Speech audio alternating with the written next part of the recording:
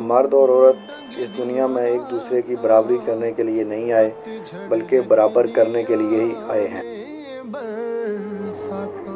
اگر کائنات میں رنگ عورت سے ہیں تو مرد اپنی محنت سے عورت کے ہاتھ رنگتے ہیں۔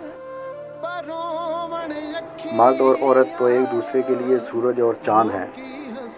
یہ میں نہیں کہوں گا کون چاند ہے اور کون سورج، مگر ایک چمکتا ہے تو دوسرا ہی پھر بھی چمکتا ہے، اور ایک دوسرے کی غیر موجودگی میں زمین والوں کو روشنی کی کمی محسوس نہیں ہونے دیتے۔ عورت کی حاکمیت اور آزادی کے لیے میرے خیالات کے مطابق عورت کو مرد کے تابع ہی رہنا چاہیے۔ یہی قانون قدرت بھی ہے، جب خدا نے بھی کہہ دیا ہے کہ مرد عورتوں پر حاکم ہے تو بس مرد حاکم ہے اور حاکم ہی رہے گا۔ عورت کی حاکمیت کے لیے یہی بات کافی ہے